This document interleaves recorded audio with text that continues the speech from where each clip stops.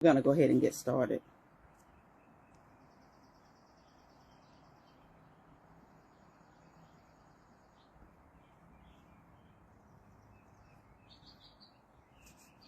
Anyway, it's just not doing what I wanted to do. Good morning, Judy. So while we wait for a few people to join us, we're gonna go and take a look at what's going on in the garden. So right here, you have this lovely tomato plant. It is, so I'm gonna tell you what I did. The tag in it says that it's the yellow pear, but I believe I mixed it up with my slicing tomato because this is supposed to be the slicing tomato, but if you look at the fruit on it, it looks like a pear. So I think that I've switched these two up, but nevertheless, we'll see once they start producing fruit. They're flowering wonderfully, and we've got all of these green tomatoes on here that are gonna, in just a few weeks, gonna be ripened and giving us lots of things to enjoy. This is some mint. It smells beautiful. This is my orange striped tomato.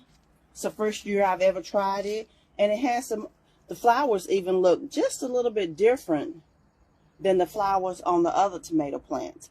So I'm excited to see the results from that. This is my Jasper cherry tomato. You can see all those tomatoes ripening. They're getting ready. They're getting ready, even as far up as here, and the little baby tomatoes. This is the indigo cherry tomato, which is a kind of a black variety. It gets really dark. I'm excited about that one as well. This is the Boston pickling cucumber, and as you can see, we've got a couple that have been pollinated and they are starting to grow, so we're excited. This is the muncher cucumber. I like the smaller varieties of cucumber because they tend to be less bitter. And as you can see, these two plants are in very different stages of development. I did that intentionally because cucumber doesn't, it's not a plant that lasts the whole season. So by July or early August, this plant will be dying back. But by that time, this plant will be in the height of production. So planting in stages was very intentional. This is some white and pink yarrow. Yarrow is a herb that you can find in the wild, but it is very good. I don't know any, well, I don't use it like in cooking and dishes, but I'm sure some people do. But if you're ever out and you find yourself hurt and bleeding, if you crush up yarrow, it will stop the bleeding. And used internally is good for digestive issues. This is the eggplant that I overwintered from last year. And as you can see, it's getting ready to start producing an eggplant. More white and pink yarrow. These are yellow potatoes. Came from my laundry room. I just found a bag of potatoes that were sprouting, so I planted them. This is my red bell pepper, and as I've told you many times, all of your colored peppers start out green, and it is perfectly okay. Look how pretty those vegetables are.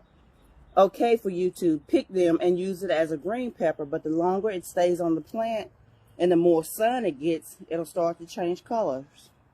More yarrow, my sweet banana peppers, and they have this color on them, but if you see that on your banana peppers, it's just fine. Just let them go ahead and continue ripening. There isn't anything wrong with it. It's just part of the ripening process. My mammoth jalapenos getting down. I cannot wait to make some stuffed jalapenos. This is my yellow bell pepper, and it's getting down as well. We've got kale and collard greens and strawberry mint. Strawberries. That's more kale. That's my sweet mint. More potatoes. This is spinach that I allowed to go to seed. Now, I'm not going to collect these seeds, when they're ready, I'm just going to shake them and let them fall into the container that they're in.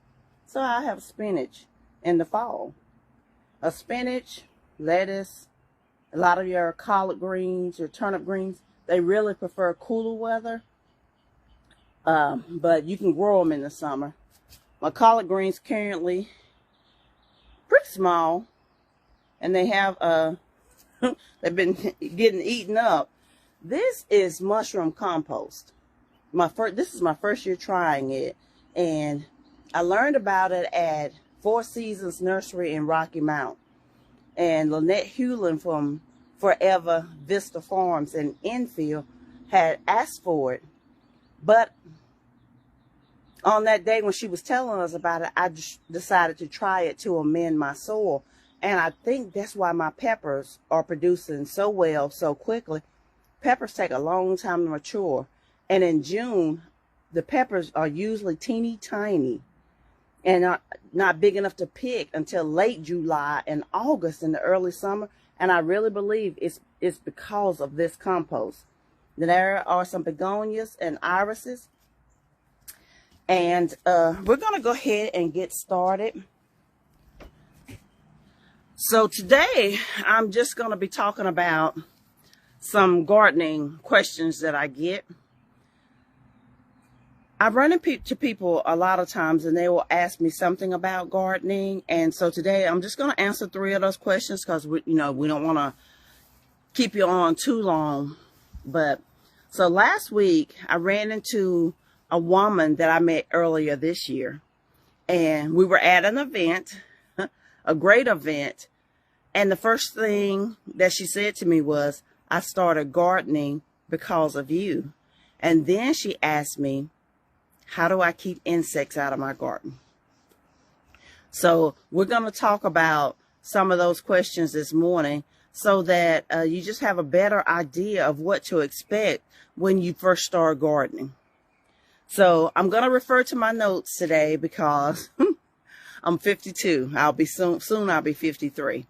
And the brain fog that people talk about that comes with menopause is very real, because I will forget what I'm thinking in mid-thought. So I am going to be referring to my notes so that I make sure that I tell you everything that I thought about when I was writing the notes. So the first question that I'm going to address is, how do I stop the bugs? And the answer to that is very simple. You don't. Insects are a part of nature. They are supposed to be here. So when it says to come into stopping insects, you don't stop them. It's just like you are being a very nice and kind and loving person, but people still gossip about you.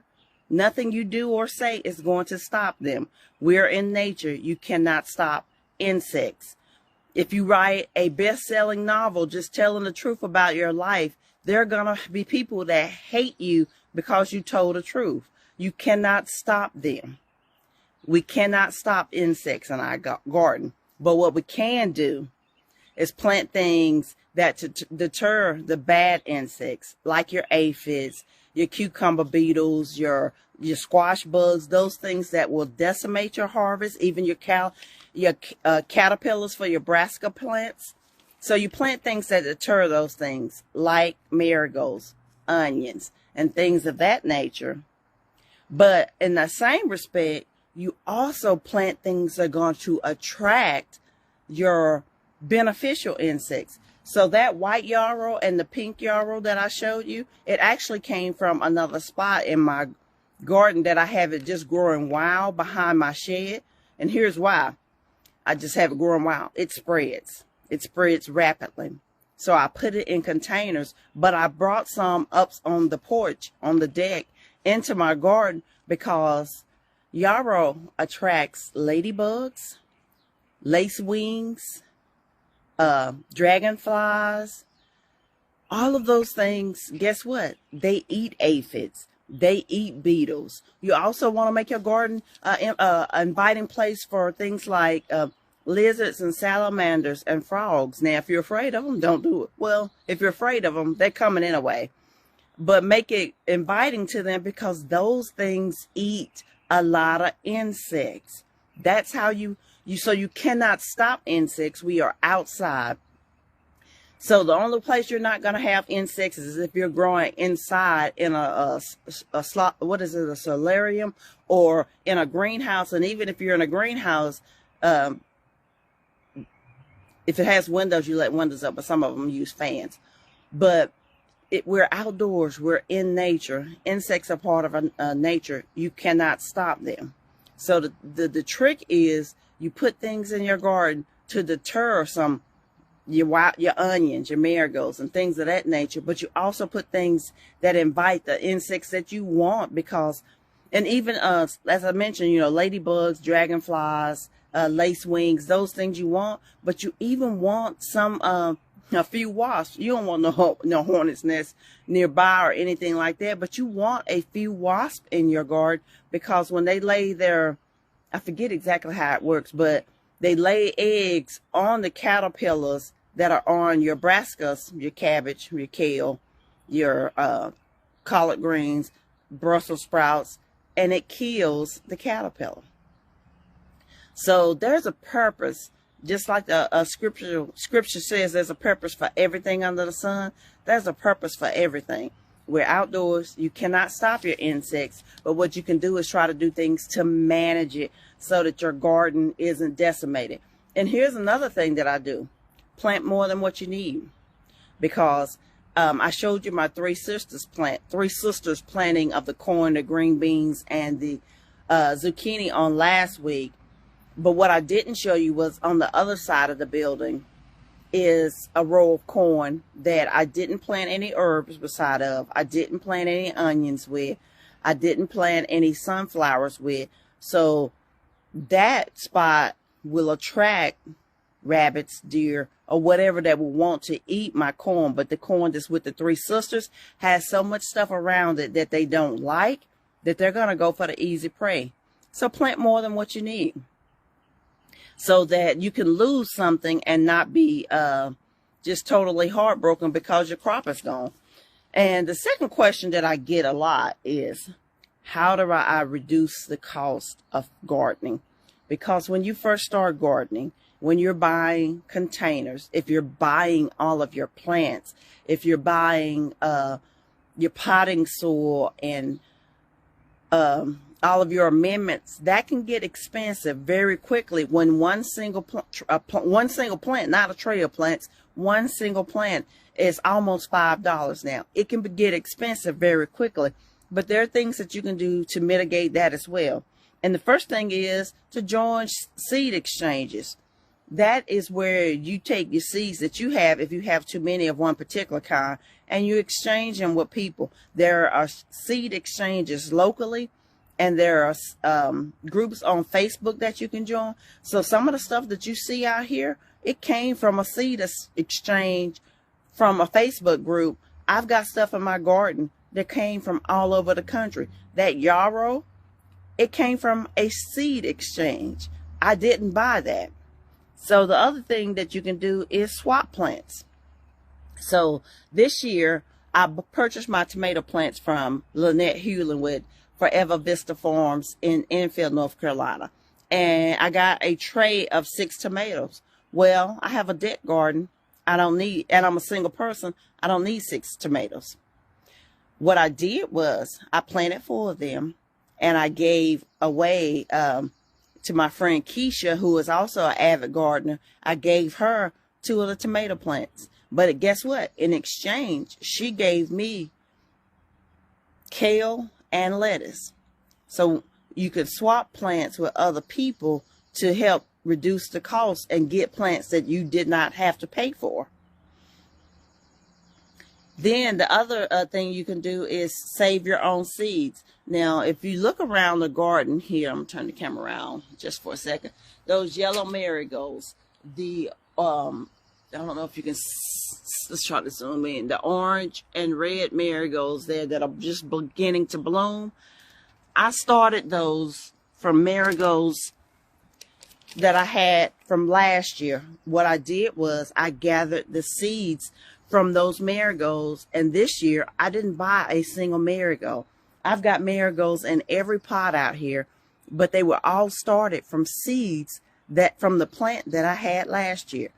The zinnias that are in the, I've planted in the butterfly garden in the front of the house. I grew from seeds that I collected last year. Good morning, Keisha. So a way to mitigate some of your costs is to join seeds swapping groups locally and on Facebook. Swap your plants. Keisha, I was just talking about you and how we swap tomato and zucchini plants for kale and lettuce.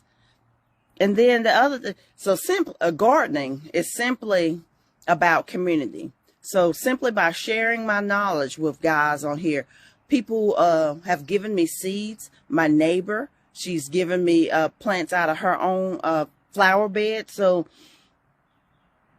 this year total, I think I spent $56. I added it up on yesterday. And when you think about the amount of money we spent in the grocery store, that's not, and the amount of produce and tomatoes and zucchini and what I've already eaten way surpasses that amount. So just to break it down for you a little bit, the tomato plants that I have in the garden, I bought a 6-pack of 4 of which I had from Lynette Hewlin with Forever Vista Farms in Enfield.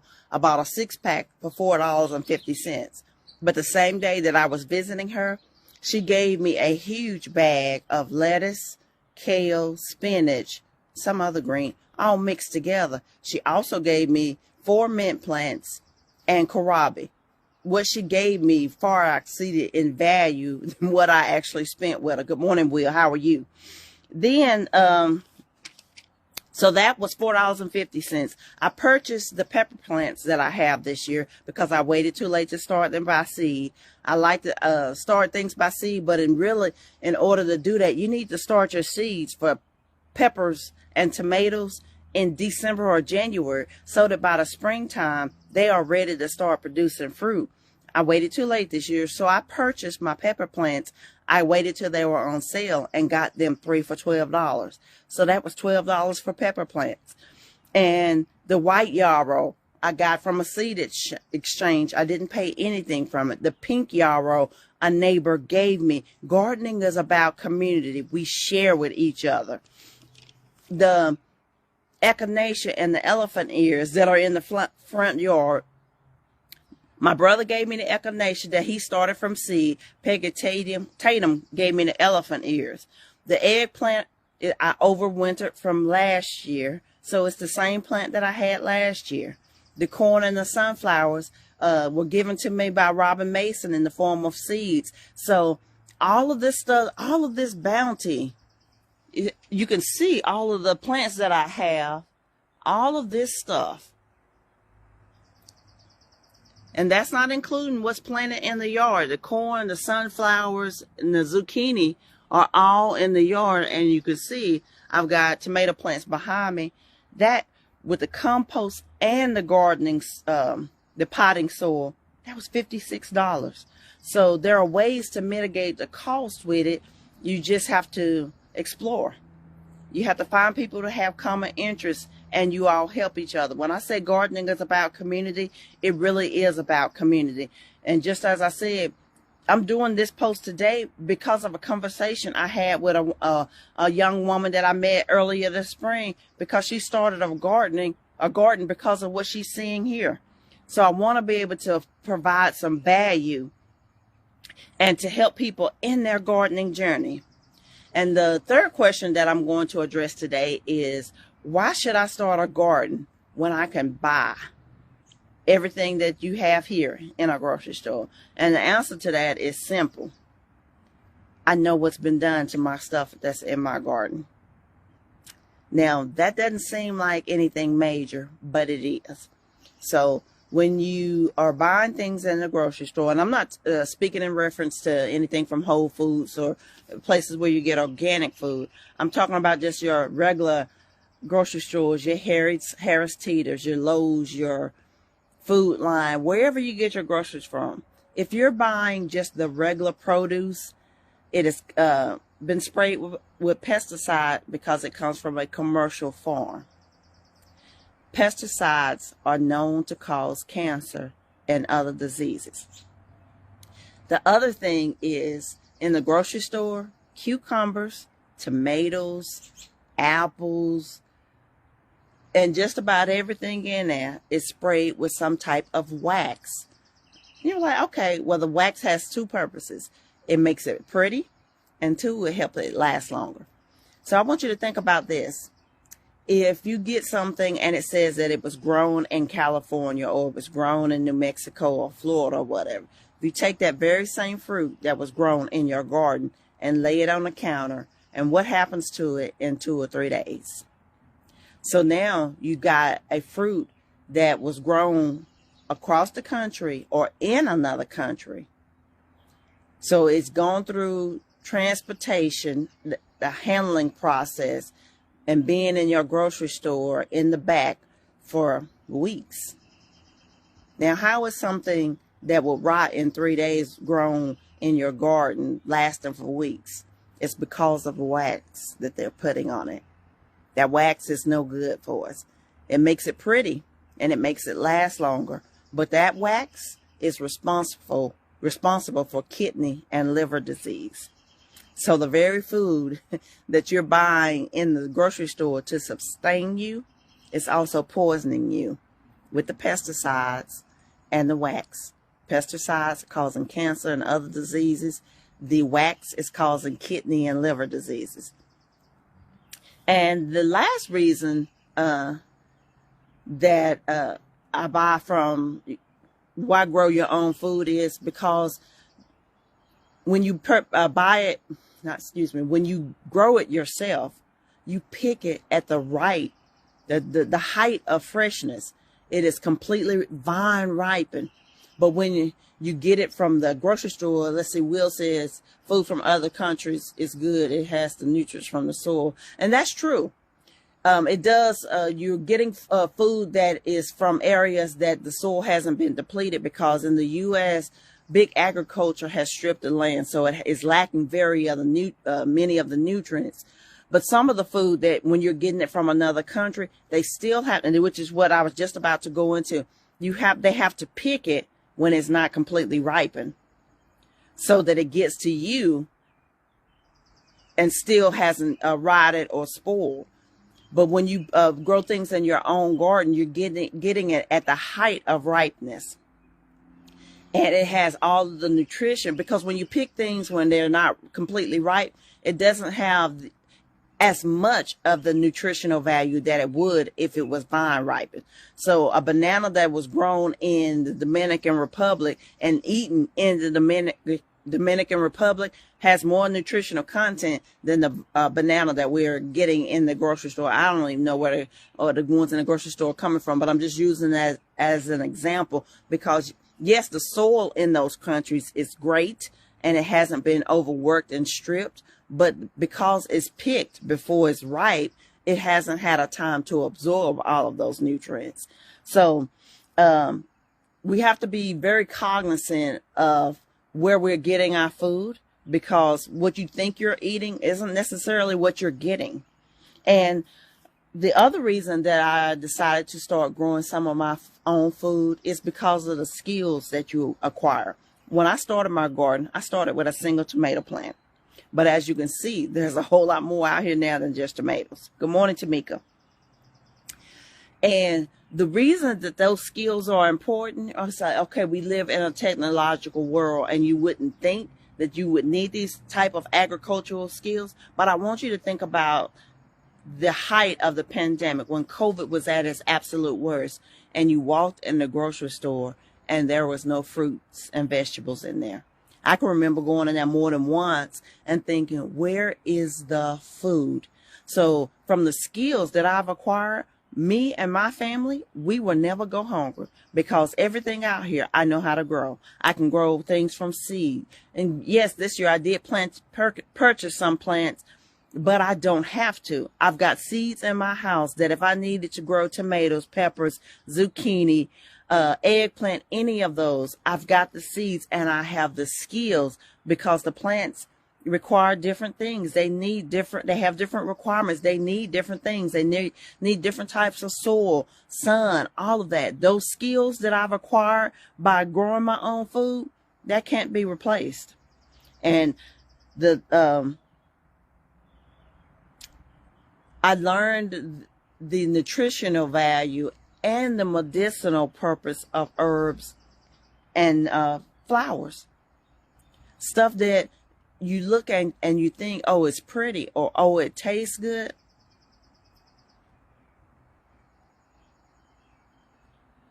Amanda Mandy said they also gas the vegetables to cause them to change colors. Wow, I didn't know that. So that, yeah, so I showed you earlier my red bell pepper and my yellow bell pepper. They are green right now, and they are perfectly fine to pick now and use it as a green bell pepper. But if I leave it on the plant, the sun and the heat is going to, good morning, Janelle, is naturally going to change the color of the vegetable. And guess what happens when that vegetable color changes? Some of the nutritional value changes. So a red bell pepper and a yellow bell pepper has different, some of the same, but it has a heightened nutritional value. So there are all these different intricacies. Y'all, I'm sorry, I cannot talk. When I told you about this brain fog that menopause causes, I'm telling you, it's real.